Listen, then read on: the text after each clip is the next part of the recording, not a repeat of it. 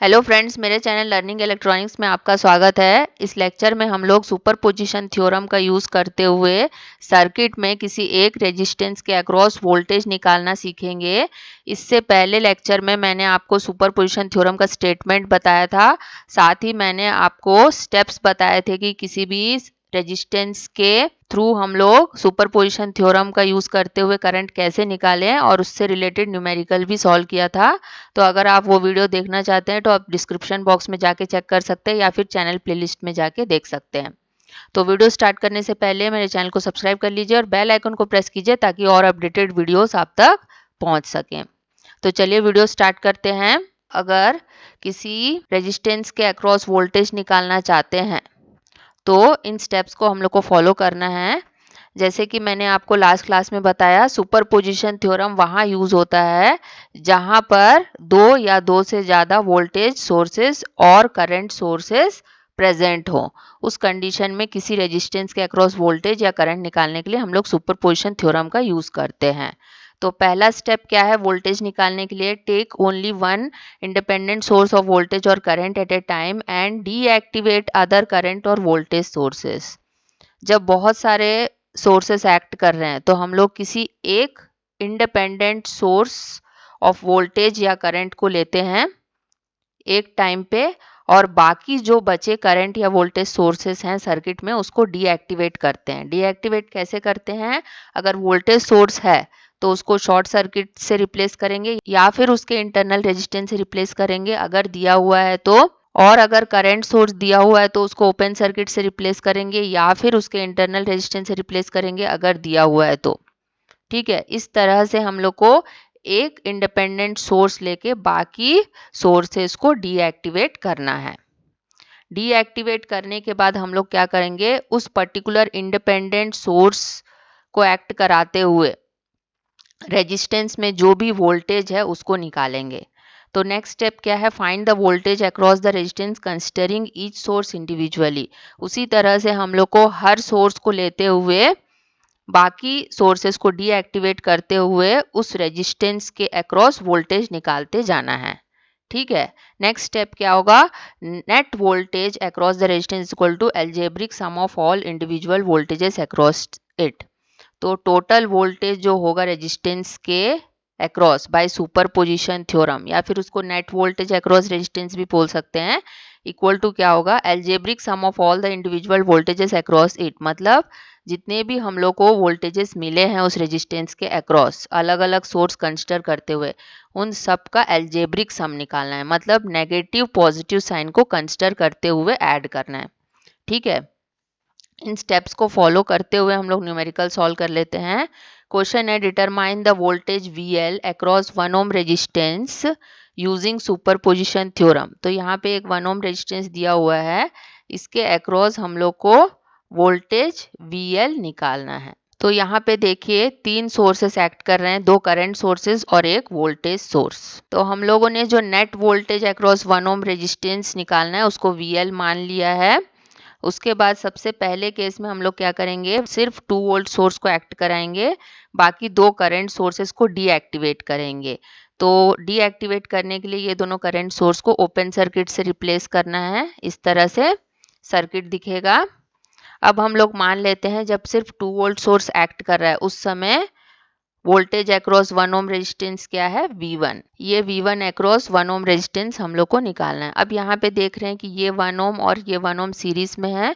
जब resistances series में रहते हैं तो उसका इक्विवेलेंट रेजिस्टेंस का वैल्यू क्या होता है? दोनों का एडिशन। जब दोनों ऐड करेंगे तो 2 ओम रेजिस्टेंस आ जाएगा। अब ये 2 ओम और ये 2 ओम पैरेलल में गए हैं तो पैरेलल कॉम्बिनेशन को सॉल्व करेंगे तो 2 इंटू 2 2 प्लस 2 आएगा। यहाँ से हम लोग को 4/4 मिलेगा, यहाँ से 1 ओम मिलेगा। तो ये दोनों रेजिस्टेंस 1 ओम रेजिस्टेंस से रिप्लेस हो जाएंगे। अब हम लोग यहाँ पे 1 ओम रेजिस्टेंस के अक्रॉस V1 निकालना है, तो इसके लिए हम लोग वोल्टेज डिवाइडर रूल लगा सकते हैं। बाय वोल्टेज डिवाइडर रूल क्या हो जाएगा? V1 is equal to total voltage, मतलब 2 वोल्ट इंटू डेट रेजिस्टेंस, मतलब 1 ohm divided by total resistance. 1 + 1 हो जाएगा। तो यहाँ से हम लोग को मिलेगा 2/2 इज इक्वल टू 1 वोल्ट। तो V1 क्या मिल गया है? हम लोग को 1 वोल्ट मिल गया है। जब हम लोगों ने 2 वोल्ट सोर्स को एक्ट कराया है उस कंडीशन में। इसको हम लोग इक्वेशन नंबर 1 मान लेते हैं। अब फिर से ये सर्किट ले लिए।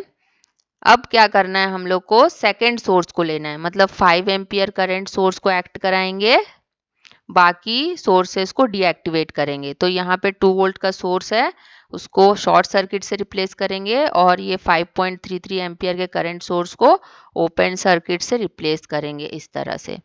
अब देखिए ये वाला नोड अगर नोड 1 है और ये वाला नोड अगर नोड 2 है, तो ये नोड भी नोड 2 होगा, ये नोड भी नोड 2 होगा क्योंकि कोई भी ड्रॉप नहीं है नोड्स के बीच में, और ये नोड भी नोड 2 होगा। इसका मतलब क्या है, ये 2 ओम रेजिस्टेंस जो है नोड नंबर 1 और 2 के बीच में कनेक्टेड है। तो इसको हम लोग ये 2 ओम रेजिस्टेंस को इस 1 ओम के पैरेलल में कनेक्ट कर सकते हैं इस नोड 1 और नोड 2 के बीच में। अब हम लोग को 5 एम्पियर करंट जब एक्ट कर रहा है उस कंडीशन में वोल्टेज अक्रॉस 1 ओम रेजिस्टेंस निकालना है। तो ये वोल्टेज अक्रॉस 1 ओम रेजिस्टेंस जब 5 एम्पियर करंट एक्ट कर रहा है उस समय मान लेते हैं कि V2 था। ठीक है, V2 मान लेते हैं। तो ये V2 वोल्टेज हम लोग को निकालना है। तो इससे पहले हम लोग ये 2 ओम को 1 ओम के पैरेलल में कनेक्ट कर देते हैं इस तरह से। अब ये 1 ओम जो है यहाँ पे शिफ्ट हो सकता है 5 एम्पियर के पैरेलल में इस तरह से। अब हम लोग जानते हैं बाय सोर्स ट्रांसफॉर्मेशन, जब एक करंट सोर्स एक रेजिस्टेंस के पैरेलल में रहता है तो उसको हम लोग बाय सोर्स ट्रांसफॉर्मेशन ट्रांसफॉर्म कर सकते हैं एक voltage source with series resistance से। तो जो वोल्टेज होगा वोल्टेज सोर्स का, करंट सोर्स का करंट इनटू पैरेलल रेजिस्टेंस होगा। यहाँ पे करंट सोर्स का करंट कितना है 5 एम्पियर, रेजिस्टेंस जो पैरेलल में लगा है 1 ओम का, तो यहाँ पे 5 वोल्ट का source with series resistance of 1 ओम से रिप्लेस हो जाएगा ये current source with parallel resistance इस तरह से। अब देखिए जो करंट सोर्स था उसका जो एरो हेड था वो नीचे डायरेक्शन में था। ठीक है, तो ये करंट सोर्स ऑफ 5 एम्पियर जो भी वोल्टेज सोर्स से रिप्लेस होगा उसकी प्लस पोलैरिटी नीचे साइड होगी और माइनस पोलैरिटी ऊपर साइड होगी, मतलब एरो हेड जो रहेगा उसके तरफ ही प्लस पोलैरिटी रहेगी। इसीलिए हम लोगों ने इस तरह के पोलैरिटी का वोल्टेज सोर्स लिया है यहाँ पे। अब यहाँ पे देखिए ये 1 ओम और 1 ओम सीरीज में है तो ऐड होके 2 ओम हो जाएगा।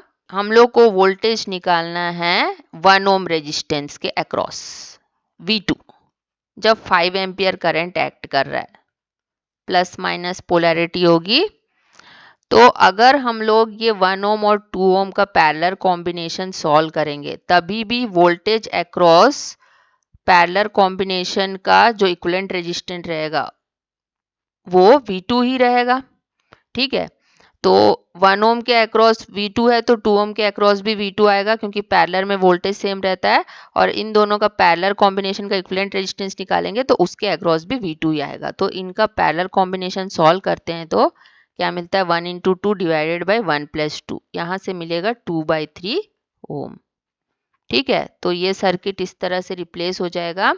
अब इसके अक्रॉस हम लोग को V2 निकालेंगे तो वोल्टेज अक्रॉस 1 ओम रेजिस्टेंस मिल जाएगा। फिर से हम लोग वोल्टेज डिवाइडर रूल लगा लेते हैं। V2 इज इक्वल टू क्या होगा, टोटल वोल्टेज, यहाँ पे कितना दिया 5 वोल्ट, लेकिन ये V2 से अपोजिट है इसकी पोलैरिटी तो यहाँ पे -5 लेंगे into that resistance means 2/3 ohm divide by total resistance 2/3 plus 2 ohm. इसको सॉल्व करेंगे तो हम लोग को मिलेगा -10/3 डिवाइडेड बाय 8/3। तो यहाँ से V2 हम लोग को मिलेगा -5/4 volt which is equal to -1.25 volt. तो V2 हम लोग को मिल रहा है -1.25 वोल्ट।